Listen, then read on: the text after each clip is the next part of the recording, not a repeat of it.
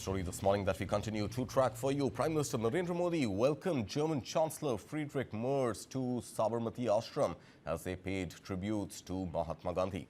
Now, the two leaders then attended the International Kite Festival at Sabarmati riverfront. The leaders were seen flying kites, making and marking a colorful celebration of culture and diplomacy. The event highlighted India-Germany ties amid festive Sankranti celebrations. The German Chancellor is on his first official visit to India and his first official visit to Asia, marking his maiden bilateral trip outside of NATO and the EU. The visit is being seen as a strong signal of India's growing importance in Germany's foreign policy. Now, during his two-day visit, Chancellor Merz is meeting Prime Minister Narendra Modi and attending a slew of events. The invitation to the Prime Minister's hometown has been described as a gesture of friendship and a warm welcome. Remember, on Jan 13th, the German Chancellor will travel to Bengaluru, where he will visit the Indian Institute of Science and the campus of German engineering major Bosch. The visit carries a packed agenda with discussions expected on trade, defense, technology, supply chain, education and skilling, alongside key geopolitical issues amid shifting global dynamics. Chancellor Merz is accompanied by a large business delegation, including top executives from as many as 25 German companies. Economic ties will be a major focus, with India-Germany trade crossing $50 billion last year. More than 2,000 German companies currently operate in India, while around 750 Indian firms have invested in Germany. Migration and skilled labor cooperation will also feature prominently, with Germany seeking Indian professionals in healthcare and skilled trades. Global issues, including the war in Ukraine, are expected to be discussed too, while both sides may also begin work on a broader roadmap for defense cooperation. We have Dr. Gulshan Sachdeva, Professor of Center for European Studies, JNU, and Jean Monnet, Chair, Center for European Studies at JNU, joining us this morning. Professor Sachdev, thank you so much for your time, sir. I want to understand from you now the visit of German Chancellor Friedrich Merz coming just a few months after India and Germany celebrated the 25th year of their strategic partnership. What does this meeting really entail for Germany and for India as far as especially business ties go? Well, thank you for having me. And I think this visit is important both for India and Germany, in the sense, in India, its own ambition of Viksit Bharat 2047. I think India has clearly identified Europe as a major partner for trade, investment, technology, and also for green transition. And within Europe, within EU, I think that Germany, being the biggest economy within the European Union, obviously is very, very important. We have about 200 billion trade, goods and services trade with the EU. And out of that, 50 billion is only with Germany. So obviously, if we are looking for closer partnership within EU, because they have a very integrated market, so we are also hoping to have an FTA, by the end of this month, hopefully when the India-EU summit is going to take place. So it's important for India, and similarly, I think for Germany, for many years, for Germany within Asia, it was China. China and Germany both are manufacturing, heavyweights, and they integrated their economies very heavily. They invested in each other, and particularly German companies invested heavily in many of the companies in China. Yeah. So for them, China was the main kind of area. But Right. now, I think they have clearly identified again that it was manufacturing. But manufacturing for the last 4 years, I think German economy hasn't really grown. That's right. In fact, if I remember correctly, Germany was the first economy to go into technical recession back in 2022, Absolutely, 2023. So last 4 years, basically, there's hardly any growth. Hopefully, they are hoping about 1% growth next year, maybe less than that this year. Yeah. So they are looking diversification of their economy. Right. So from manufacturing, if they have to look into digitization, into financial services, so they see India as a major market, India as a major partner. India's trade is obviously can grow much higher than what we have today. You know, Chinese economy is roughly about 5 times bigger than Indian economy, but their trade with China is about 9 or 10 times. You know, goods trade with China. So Right. obviously, if there are right kind of things happen between India and Germany and India and EU, I mean, many more things can happen. You're And right. this is what perhaps they have identified, and this is what I think this visit is. As you have rightly mentioned in your initial remarks, you know, outside EU, outside transatlantic alliance, this is his first visit to any third country. Right. So he hasn't gone to China, he hasn't gone to Japan. Obviously, he has come to India, seeing that geopolitically, economically, India is an important partner, and we also have very solid, actually, development partnership with Germany. For you know, if you look at for the last couple of decades, you know, more than 60 billion, development assistance has come from Germany to India, Of course. and in many areas we are working together. There is a huge roadmap. You know, we have, as you mentioned, 25 years of strategic partnership, and within this strategic partnership, there is a solid institutional mechanism.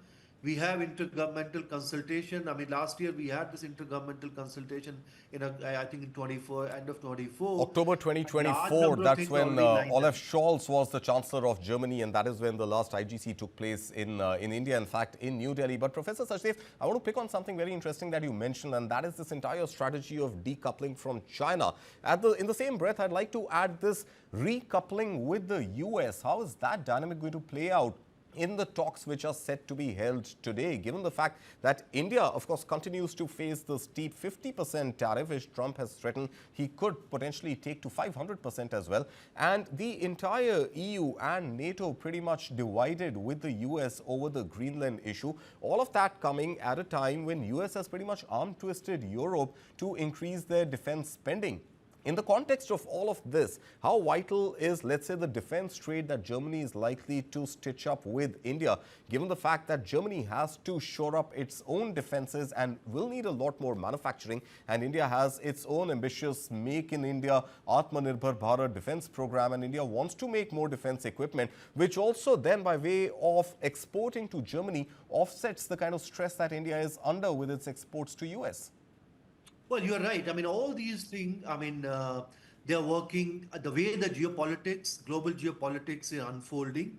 In fact, Friedrich Merz used to be the most pro-European, pro-US kind of, you know, chancellor you had in recent years. He worked actually in the US. He was in the private sector. But the way I think the Trump administration has dealt with Europe, there is a serious doubt about continuation of this transatlantic alliance.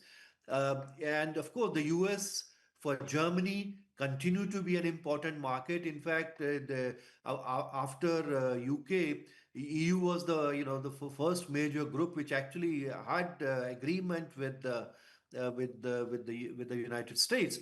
But you know, Europeans continue to believe that it's the multilateral system which will serve better everyone.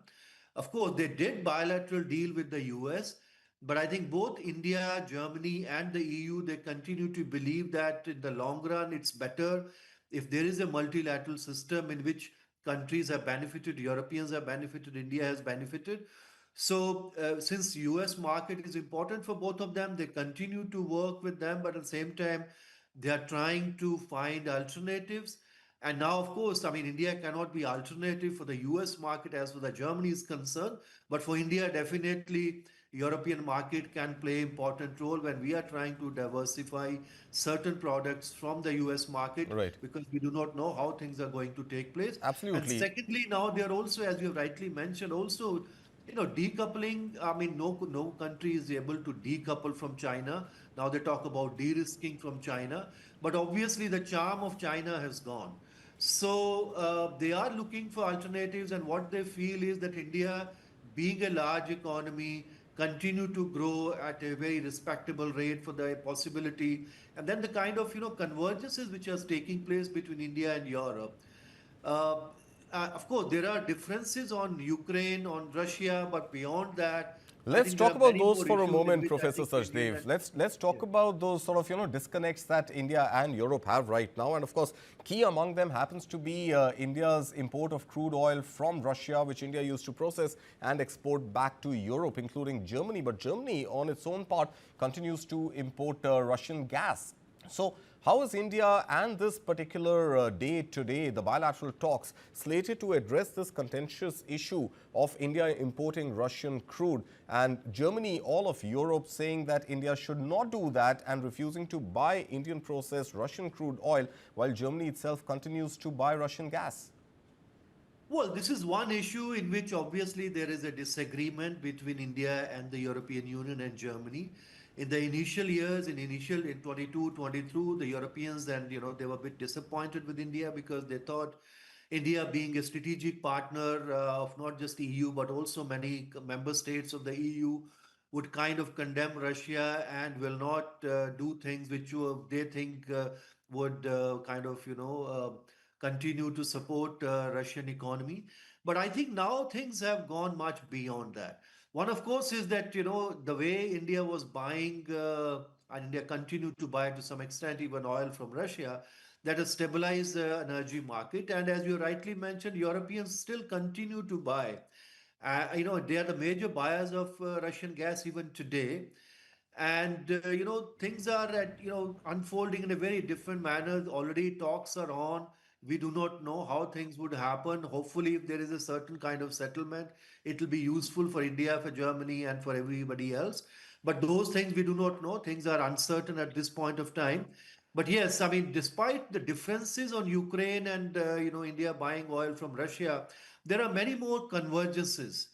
And within that, the way the global geopolitics is happening, the way I think their relations with the United States are under stress. Similarly, they thought that Germany is also spending a lot of money on defense, and this is one of the kind of a factor which they thought would also boost the German economy. Right. Of course, convergence is a Yeah. plenty, no doubt, Professor Sachdev. But I just want to spend another minute on the divergence, and that divergence comes on the back of the India EU FTA talks, which have one thorny issue, and that thorny issue is the carbon tax, the CBAM.